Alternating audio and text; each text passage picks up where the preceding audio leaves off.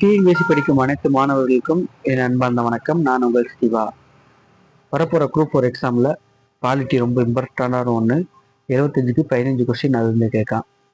நம்ம அதில் முதல் கட்டமாக 10th சோசியல் சயின்ஸில் இந்திய அரசியல் என்ற பாடத்தில் உள்ள பாக்ஸ் கொஸ்டின் எல்லாத்தையும் நம்ம ஒவ்வொன்றா பார்ப்போம்.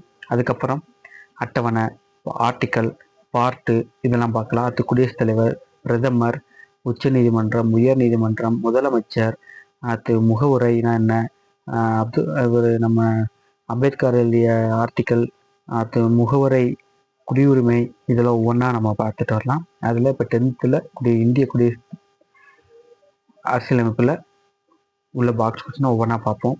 அதில் அடிப்படை உரிமைக்கும் அரசு நெறிமுறையுறுத்தும் கோட்பாடுகளுக்கும் இடையேயான வேறுபாடு என்னன்னு பார்க்கலாம். இதில் பார்த்தீங்கன்னா அடிப்படை உரிமை அமெரிக்காவிலேருந்து இருக்குது. மொதல் இது ரொம்ப ரொம்ப முக்கியம். அமெரிக்காவிலேருந்து இருக்குது. அரசு நெறியுறுத்தும் கோட்பாடு அயர்லாந்துலேருந்து இருக்குது. இதுதான் ரொம்ப முக்கியம். எந்த நாட்டிலேருந்து எடுத்தாங்க அப்படின்னு சொல்லி கேட்பான். அடிப்படை உரிமைனா அமெரிக்கா, அரசு நெறியுறுத்தும் கோட்பாடுனா அயர்லாந்து. அடுத்து இந்த இது வந்து அரசாங்கத்தால் கூட இந்த உரிமையை சுருக்கவோ நீக்க முடியாது. இது அரசுக்கே ஒரு அறிவுரை உறுத்துவது. நீதிமன்ற சட்டத்தால் செயல்படுத்த முடியும், எந்த நீதிமன்றத்தாலும் கட்டாயப்படுத்த முடியாது அரசு நெறியுறுத்தும் கோட்பாடுகள். அடுத்து இவை சட்ட ஒப்புதல் பெற்றவை.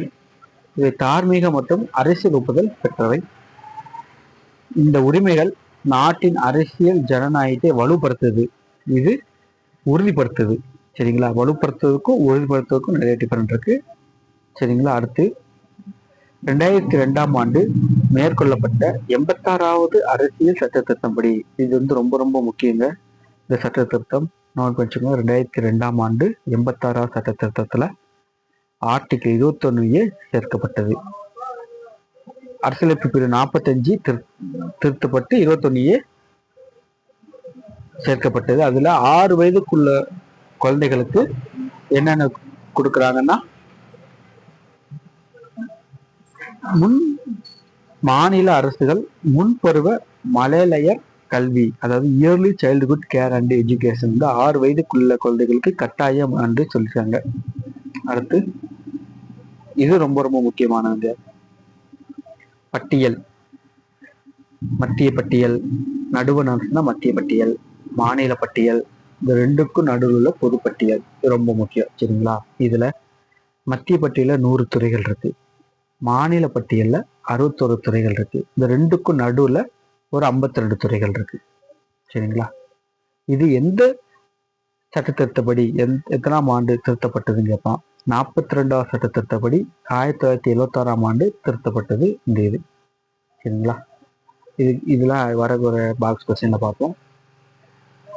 இன்னொன்று என்னன்னா, 2004ஆம் ஆண்டு செம்மொழிகள் அப்படின்னு சொல்லி இருக்கிற மொழிகளுக்கு ஒரு அங்கீகாரம் வந்து கொடுத்திருந்தாங்க.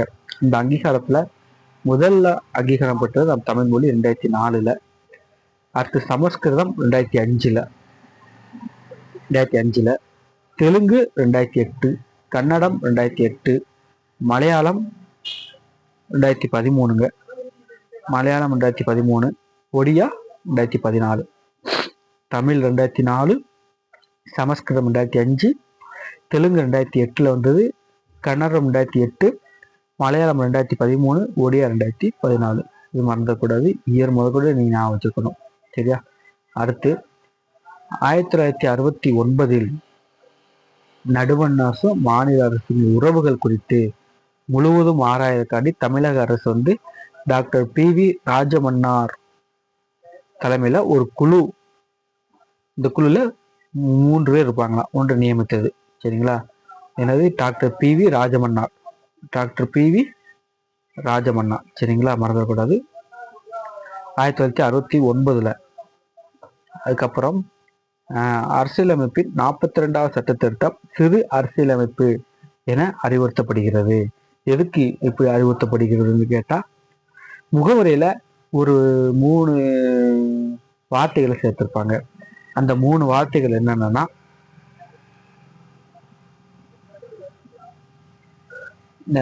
முகவரியில 3 வார்த்தைகள் சேர்த்திருப்பாங்க. அந்த 3 வார்த்தைகள் என்னன்னா, சமதர்மம், சமய சார்பின்மை, ஒருமைப்பாடு, இந்த 3 சேர்த்திருப்பாங்க. இது வந்து ரொம்ப முக்கியம். இது 42வது சட்டத்திட்டப்படி சேர்த்திருப்பாங்க. அடிப்படை கடமையில 51A பார்ட் 4A சேர்க்கப்பட்டிருக்கும்.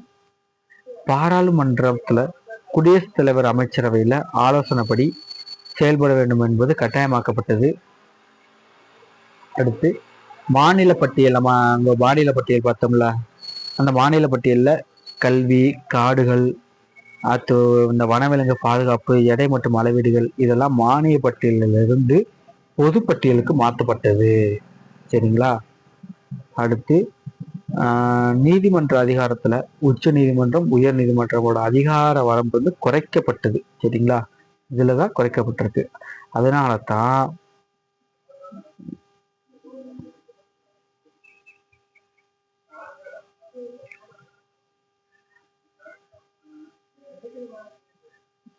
தான் அரசியலமைப்பு 42வது சட்ட திருத்தம் சிறு அரசியலமைப்பு என அறியப்படுகிறது அப்படின்னு சொல்லியிருக்காங்க. அதுக்கப்புறம் இதில் உள்ள பாக்ஸ் கொஸ்டின் ஆர்டிக்கல் இருக்கு. அந்த ஆர்டிக்கல் நம்ம ஒவ்வொன்றா பார்ப்போம். சமத்துவ உரிமை. சமத்துவ உரிமையில ஆர்டிக்கல் 14 சட்டத்தின் முன் அனைவரும் சமம். ஆர்டிக்கல் 15 மதம், இனம், ஜாதி, பாலினம் மற்றும் பிறப்பிடம் இவற்றின் அடிப்படையில பாகுபாடு நம்ம காட்டக்கூடாது, அந்த பாகுபாடு காட்டுறது தடை செய்யணும் அப்படின்னு சொல்லியிருக்கு. ஆர்டிக்கல் 16 பொது வேலை வாய்ப்புகளில் சம வாய்ப்பு அளிக்கணும், எல்லாத்துக்கும், எல்லா ஜாதியினருக்கும் சம வாய்ப்பு அளிக்கணும். அடுத்து தீண்டாமை ஒழித்தல். ஆர்டிக்கல் 17 தீண்டாமை ஒழித்தல். ஆர்டிக்கல் 18 இராணுவம் மற்றும் கல்விசார் பட்டங்களை தவிர மற்ற பட்டங்கள் நீக்குதல். அடுத்து சுதந்திர உரிமை. சுதந்திர உரிமையில ஆர்டிக்கல் 19 என்ன சொல்லுதுன்னா, ஒரு 6 உரிமை சொல்லுது. பேச்சுரிமை, கருத்து தெரிவிக்கும் உரிமை, அமைதியான முறையில் கூட்டம் கூடுவதற்கு உரிமை, சங்கம் அமைப்பதற்கு உரிமை, இந்திய நாட்டிற்கு விரும்பிய இடத்தில் வசிக்கும் உரிமை, தொழில் செய்யும் உரிமை. இந்த 6 உரிமையும் ஆர்டிக்கல் 19 படி நீங்க செயல்படுத்தலாம். ஆர்டிக்கல் 20 குற்றஞ்சாட்டப்பட்ட நபர்களுக்கு உரிமை மற்றும் தண்டனையிலிருந்து பாதுகாப்பு பெறும் உரிமை. ஆர்டிகல் 21 வாழ்க்கை மற்றும் தனிப்பட்ட சுதந்திரத்திற்கு பாதுகாப்பு பெறும் உரிமை. ஆர்டிகல் 21A வந்து நம்ம பார்த்தோமே 2002 86 சட்டத்திட்டப்படி இணைக்கப்பட்டது, தொடக்க கல்வி பெறும் உரிமை.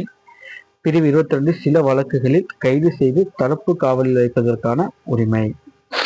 சரிங்களா? இதுல பாக்ஸ் கொஸ்டின் கேட்டவைதான். அடுத்து சுரண்டலுக்கான உரிமை. பிரிவு 23 ஆர்டிகல் 23 என்ன சொல்லுன்னா, கட்டாய வேலை, கொத்தடிமை முறை, மனித தன்மையற்ற வியாபாரத்தை தடுக்கணும்.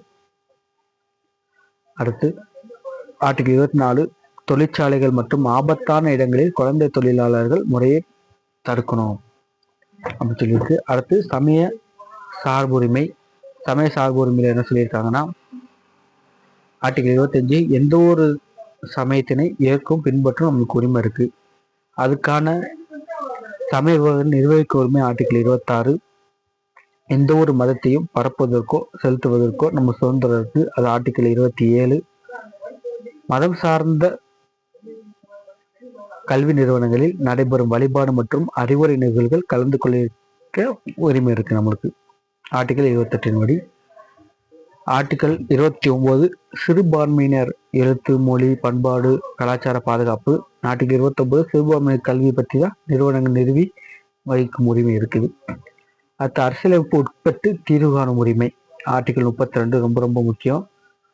தனிப்பட்டவரின் அடிப்படை உரிமைகள் பாதிக்கப்படும் போது நீதிமன்றத்தை அணுகி நம்ம உரிமையை என்னன்னு கேட்கலாம். அடுத்து 1978 44வது சட்ட திருத்தப்படி 31A சொத்து உரிமை நீக்கப்பட்டு இந்திய அரசியலமைப்பு சட்டம் ஆர்டிகல் 307 சேர்க்கப்பட்டிருக்காங்க. சரிங்களா? அதுக்கு 1789ஆம் ஆண்டு பிரெஞ்சு புரட்சியின் போது, அப்படி புரட்சியின் போது சுதந்திரம், சமத்துவம், சகோதரத்துவம் இந்த ஒரு 3 முழக்கங்கள் ஆகின. இது இந்திய அரசியலமைப்பின் முகவுரையில் இவற்றுக்கு முக்கியத்துவம் கொடுக்கப்பட்டுள்ளது. அப்ப நம்ம பார்த்தீங்களா, ஆர்டிகல் 1976 42 சட்ட திருத்தப்படி இந்த சமத்துவம் சமய சாபரிமையில இணைச்சாங்கன்னு, அது இந்த பிரெஞ்சு புரட்சியின் போது சமத்துவம் சகோதரத்துவம் இதெல்லாம் முழக்கமான அதை வச்சுதான் இந்திய அரசியலமைப்புல எழுதியிருக்காங்க. அடுத்து பிரேம் பெஹாரி நரேன் ரஜடா ஞாபகம். பிரேம் பெஹாரி நரேன் ரஜடா என்பவரால் இந்திய அரசியலமைப்பு சட்டம் இத்தாலி பாணியில் அவர் கைப்பட எழுதினார். சரிங்களா? முதலில் எழுதப்பட்ட அரசியலமைப்புனா அமெரிக்கா, அது மிக நீண்ட அரசியலமைப்புனா இந்தியா. அதை வச்சுக்கோங்க. இதே மாதிரி அடுத்து பாடம் 2ல் என்னென்ன பாக்ஸ் கொஸ்டின்லாம் இருக்கு அப்படின்னு சொல்லி எல்லாத்தையும் எடுத்து ஒரு பிடிஎஃப் எடுத்து உங்களுக்கு இதே மாதிரி உங்களுக்கு ஒரு கிளாஸ் எடுக்கிறேன். அதுவரை உங்களது விடைபெறுவது நான் உங்கள் சிவா. நன்றி, வணக்கம். All the best.